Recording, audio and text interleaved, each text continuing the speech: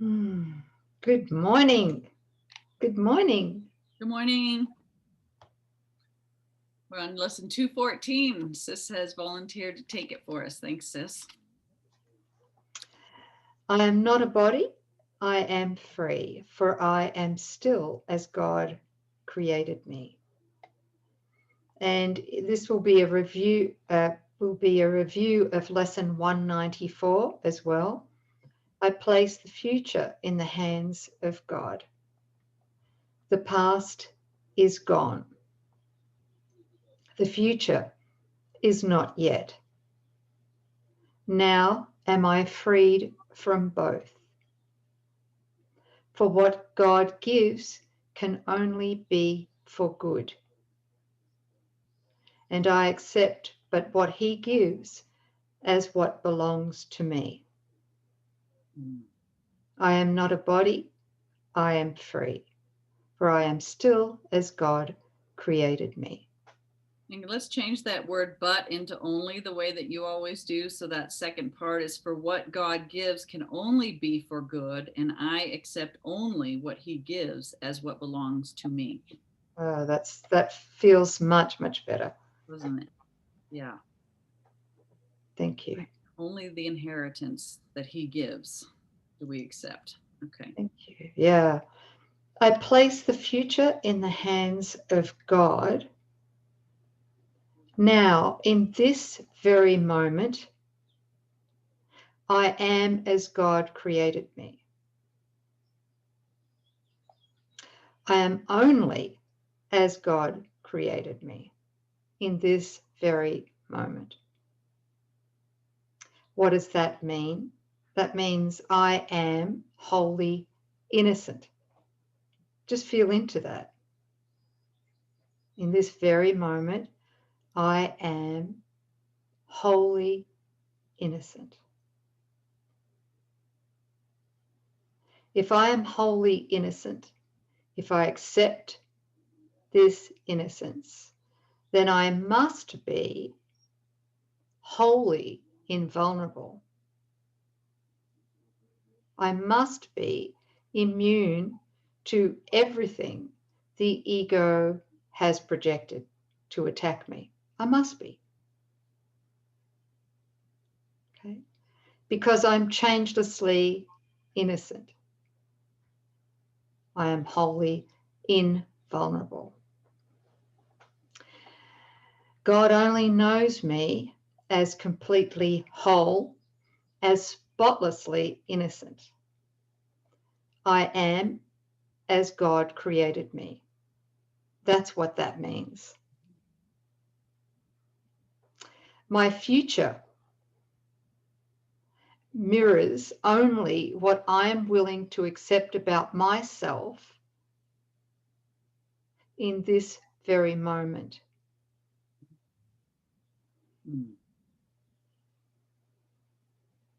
So feel into that too. My future mirrors to me what I feel or what I believe about myself right now. Yeah. That's Yes? Well, I was just talking to a sister this morning about a point that Jesus makes again and again in the course, that we're always, whether we're aware of it or not, we're turning within before we look out. Yeah. And when we turn within, it's that what am I or who am I? And based on that answer, the world literally just takes its cue from that answer and reflects back, mirrors back to us our desire, because that's the way that the seeming world works. So if I am the mythical me, I'm guilty, and the world shows me a fearful world where it attacks randomly. But if I am innocent, then the world mirrors back to me my invulnerability, my safety. It it shines the love that comes with the felt state of innocence back. The whole world is your friend. Right. That's it, sis. And what that translates to um, is literally is that my future Mhm. depends on my present peace. Yeah.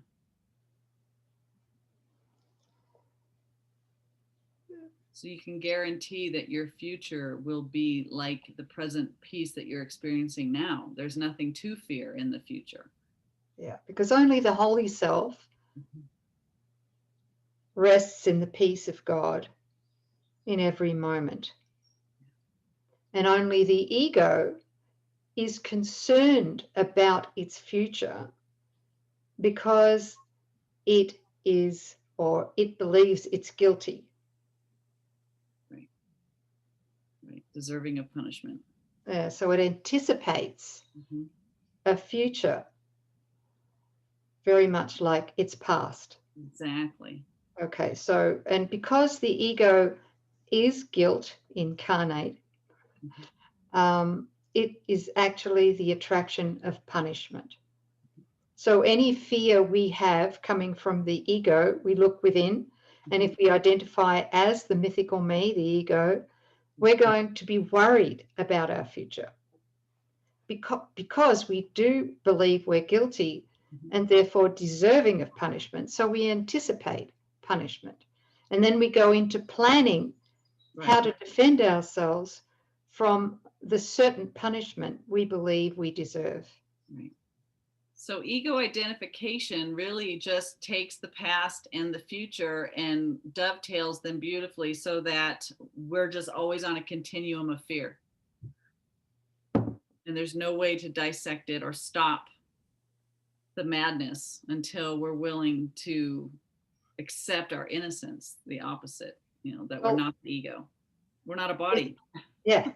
But isn't that an ingenious way Oh, totally. from the ego to block us Mhm.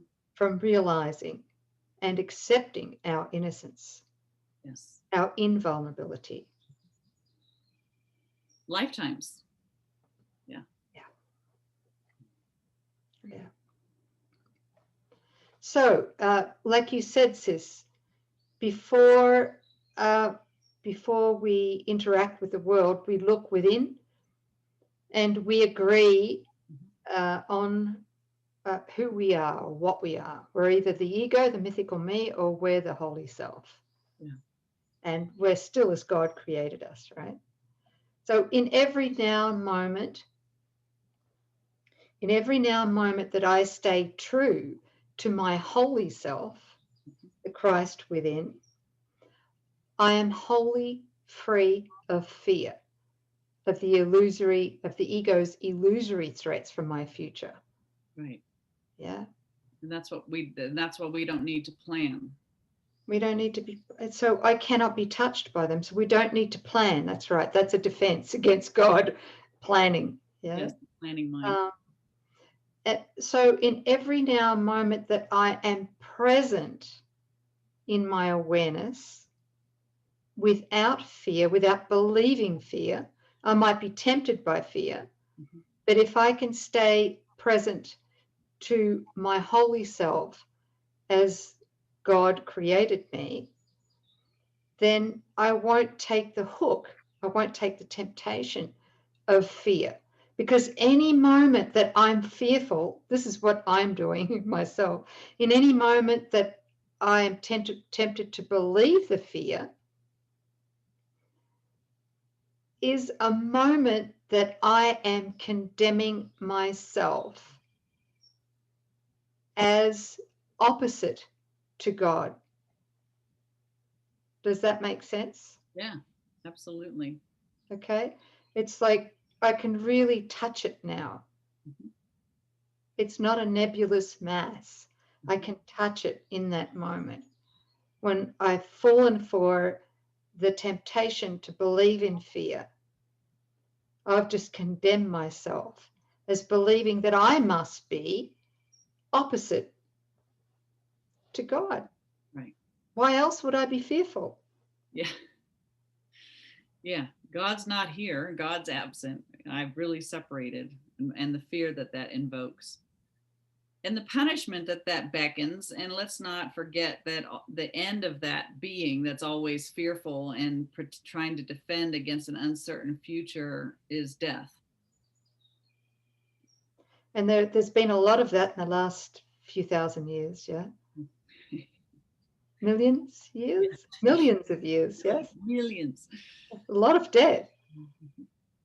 So the access point to our incorruptible innocence cannot be experienced if we are thinking of the past, idolizing the past, or planning and defending against this uncertain future, planning for the future or defending ourselves against potholes and threats that we have projected into this future timeline, right?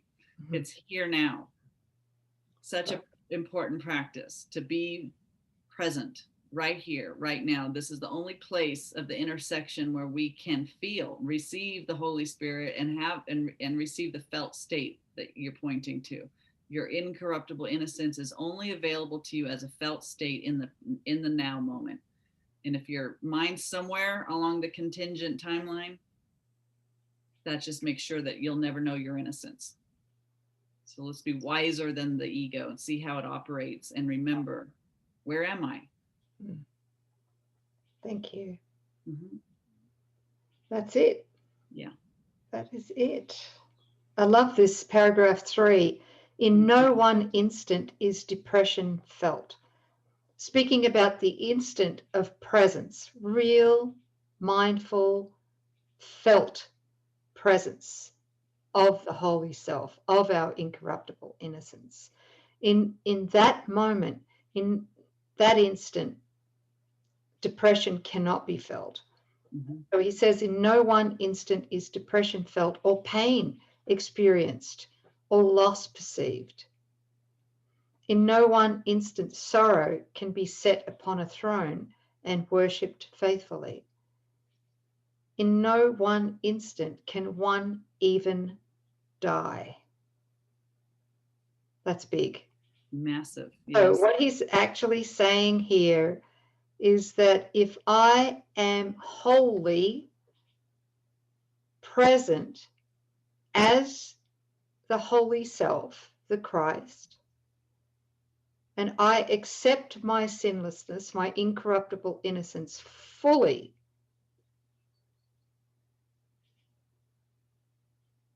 I cannot die.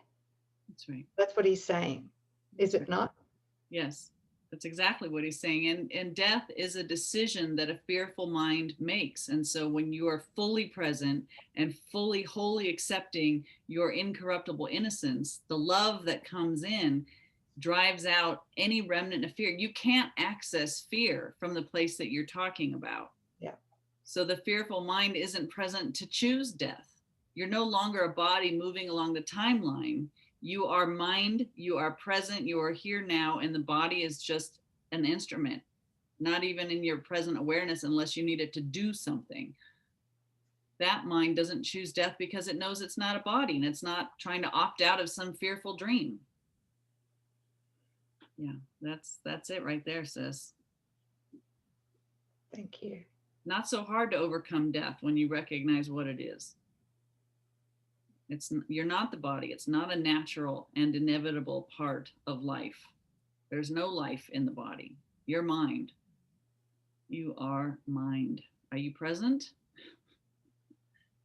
So the choosing of death is the absence of our holy self.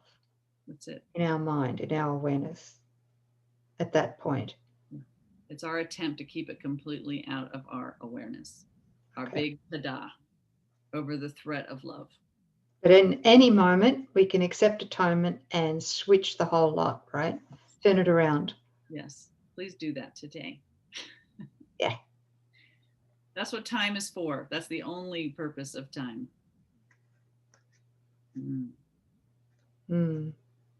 Beautiful. What worry can beset the one who gives his future to the loving hands of God? What can he suffer? What can cause him pain or bring experience of loss to him? What can he fear? And what can he regard except with love? There you go. That really encapsulates what you were just saying. Mm. Beautiful. Yep. You are but asked to let the future go and place it in God's hands, and you will see by your experience that you have laid the past and present in his hands as well, because the past will punish you no more. I love that. Yeah. The past will punish you no more, and future dread will now be meaningless. Yes, very good. Something Okay, I popped place up, the future. Go on, sis. something that was popped up just now, and it was so helpful for myself to recognize when I give the past over to Holy Spirit and allow Holy Spirit to just look back. Even I know that it doesn't exist, but if there were potholes along the way or memories that bring distress, um, that I look upon it with Holy Spirit and I give it over to Holy Spirit, not only will Holy Spirit heal my perception in my mind, but will also erase all seeming effects from the past. Because there's a part of our mind that says, well, that really happened. And although I'm healing my mind, my relationship with so and so will never be the same again because of what happened. No, that's not true. Actually, the Holy Spirit has the authority with your willingness to whiteboard, erase it, just erase it. So the event never happened, and all the little feelers that seem to spread out from that event causing rifts or damage in the dream are undone completely for everyone that was involved. Isn't that beautiful? Oh, that's fantastic. And that echoes or ripples out Yes. even further, doesn't it? Yes, it does. Yes. You'll And find it those that affects were. people. It Yes, affects people we don't even know. that's That right. forgiveness. Thank you. Quantum forgiveness. If something is truly forgiven, it can have no effect because it's recognized as not having a cause. Right. To have an effect, you have to have a cause. That's right. And so if there is no cause, the effects disappear. That's right. That's why our only problem is to deal with this belief of separation and recognize that that has no cause. God's answer was no. And that's why all the seeming effects from the separation, bodies and illness and aging and wars and lack and conflict, all of that as effect of this belief in separation are healed when we are willing to forgive the one problem, one solution. And it's just deeply accepting that. It's not making that be true. It's, are you willing to accept that you never separated and that the one that you thought you were has never truly existed? Great humility and courage that takes. But when you do it, the felt experience of your holy self reminds you that we don't exchange everything for nothing. God didn't allow us to do that. Beautiful. Mm. And that is why there is no order of difficulty in miracles. That's right. We made all that up as an effect of the first lie. That's true. Okay, I'm ready. I place the future, my future in the hands of God. I join you there. Let's take a moment. Let's just take 20 seconds. Ready? We're going to just place our future planning, our finances, our bodies, our jobs, our function, everything into the hands of the one who knows and whose will is our greatest joy and satisfaction. You have nothing to lose. So let's join in just putting the future on the altar. Mm.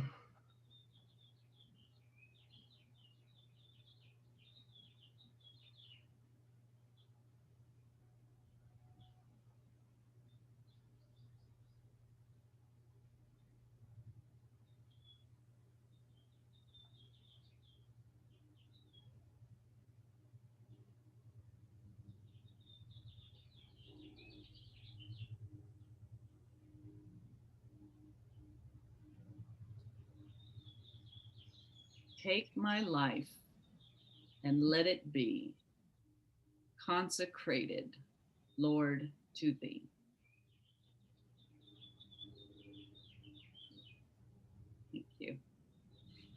you. Beautiful, family. Now don't take it back.